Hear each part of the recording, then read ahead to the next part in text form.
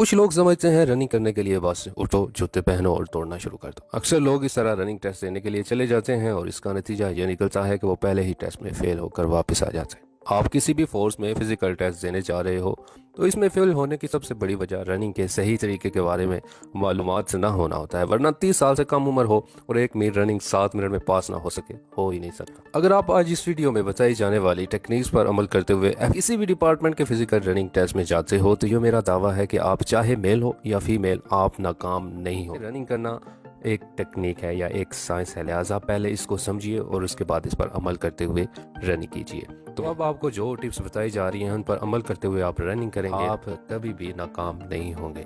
Tip number 1 है जी, running करते हुए हाथों की पोजीशन। सबसे पहले आपको दौड़ते वक्त हाथों की पोजीशन पर ध्यान देना है, क्योंकि रनिंग करने के दौरान हाथों की मूवमेंट बहुत मायने रखती है। अगर आपके हाथ सही पोजीशन में रहें तो सही टेक्निक की वजह से आपकी स्पीड में भी इजाफा होगा। दौड़ते वक्त अपने कंधों को हमेशा 90 डिग्री के जाविये में रखें। जब आप दौड़ रहे हो तो ध्यान रखें कि आपके हाथ आगे पीछे जाते वक्त आपकी पसलियों और कोहनियों के दरमियान ज़्यादा गैप ना बने, और हाथों को ऐसी पोजीशन में ना रखें कि दायां हाथ बाएं हाथ की तरफ जा रहा हो। दौड़ते वक्त आपकी हथेली या मुट्ठी कोले यानी कि आपकी हिप से थोड़ी तक आनी और जानी चाहिए। इससे आपको एक सही मूवमेंट मिलेगी और आपकी स्पीड बढ़ेगी। टिप नंबर 2 है जी, रनिंग करते हुए सांस लेने की सही टेक्निक।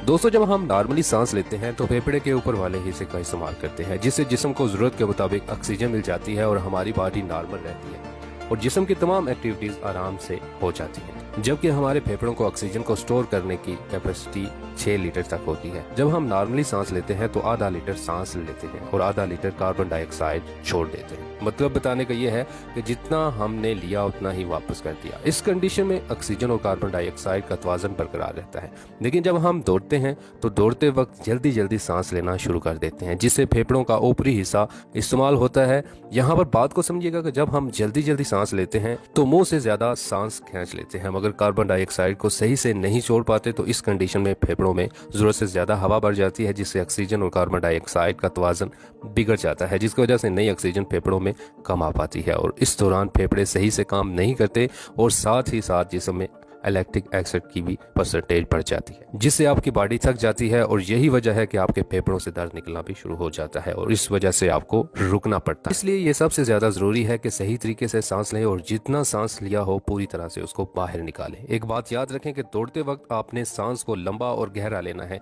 जिससे ऑक्सीजन हमारे फेफड़ों में ज्यादा जाए और हम एक ही सांस में 5 से 6 कदम की दूरी तय कर सकें। दोस्तों, जितने अच्छे तरीके से सांस लेना जरूरी है उतने ही अच्छे तरीके से सांस को छोड़ना भी जरूरी है। तो आपने जितनी सांस ली उतनी ही सांस छोड़ें और फिर इसके बाद नई सांस लें। और हमारे सांस लेने की स्पीड हमारे दौड़ने की स्पीड पर डिपेंड करती है, लिहाजा अगर आप आहिस्ता दौड़ रहे हो तो सांस लेने की स्पीड भी कम होनी चाहिए और अगर आप तेज दौड़ रहे हो तो सांस लेने की स्पीड भी तेज होनी चाहिए। टिप नंबर 3 यह है कि दौड़ते हुए सर की पोजीशन। रनिंग के दौरान सर की पोजीशन का एक अहम रोल होता है। कुछ लोग होते हैं जो कि रनिंग के दौरान कभी नीचे देखते हैं और कभी ऊपर, तो कभी दाएं या बाएं देखते रहते हैं और अपना सर भी इधर उधर घुमाते हैं। तो ये चीज़ रनिंग के दौरान आपके लिए नुकसान का बायस बन सकती है। अगर आपका सर नीचे की तरफ झुका रहेगा या दाएं बाएं मुड़ा रहेगा तो गर्दन के पट्टों में खिंचाव आ सकता है। लिहाजा रनिंग के दौरान इस चीज़ से भी आपने इज्तनाब करना है और इसका खास ख्याल रखना है। टिप नंबर 4 है जी, पैरों की लैंडिंग। दोस्तों, पूरी रनिंग टेक्निक्स में ये एक टेक्निक सबसे अहम है और ज़्यादातर लोग इस कंफ्यूजन में होते हैं कि रनिंग करते वक्त जब हम पैरों की लैंडिंग कराते हैं तो लैंडिंग पंजों के बल होनी चाहिए या फिर एड़ी के बल।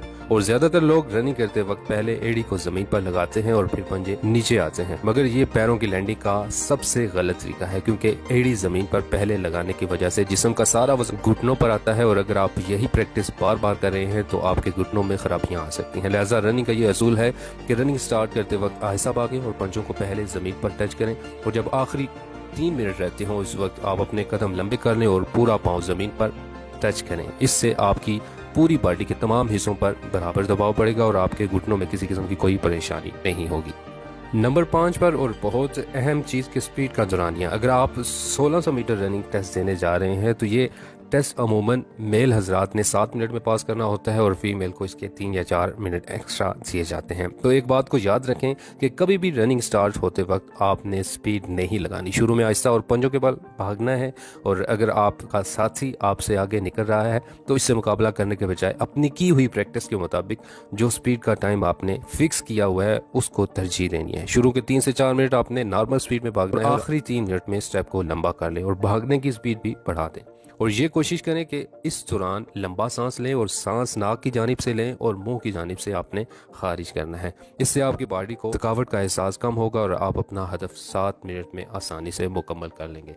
और आखिरी टिप, सबसे अहम चीज़ ये कि प्रैक्टिस, खुराक और रेस्ट आपने कैसे करना है। फ़र्ज़ करें आज आपका टेस्ट है तो इससे 15 दिन पहले आप प्रैक्टिस शुरू कर दें। पहले दिन से आखिरी दिन तक हर रोज़ रनिंग का दौरानिया बढ़ा दें। रनिंग करते वक्त एक घड़ी अपने पास ज़रूर रखें ताकि आपको वक्त का अंदाज़ा हो सके।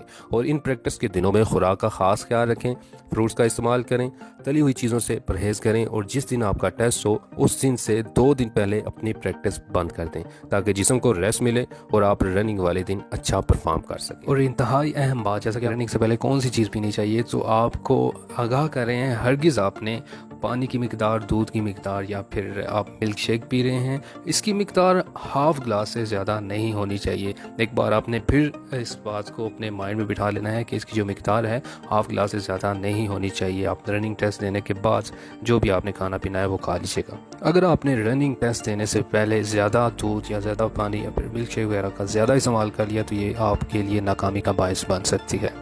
और जिस सुबह आपका रनिंग टेस्ट है उस रात को आपने टाइमली सो जाना है ताकि आपकी नींद पूरी। सबसे अहम बात, नमाज की पाबंदी करें। नमाज की पाबंदी से हमारे जिस्म को और दिमाग को ताकत मिलती है। अपनी उम्मीदें सिर्फ अल्लाह से वाबस्ता रखें और ये अपने माइंड में रख कर आएँ कि अगर ये हमारे हक में बेहतर होगा तो हमें इसमें कामयाबी मिलेगी। तो आज की वीडियो में इतना ही। मजीद अगर आपका कोई क्वेश्चन है तो आप पूछ सकते हैं। मिलते हैं नेक्स्ट वीडियो में, तब तक के लिए रखिएगा अपना ख्याल।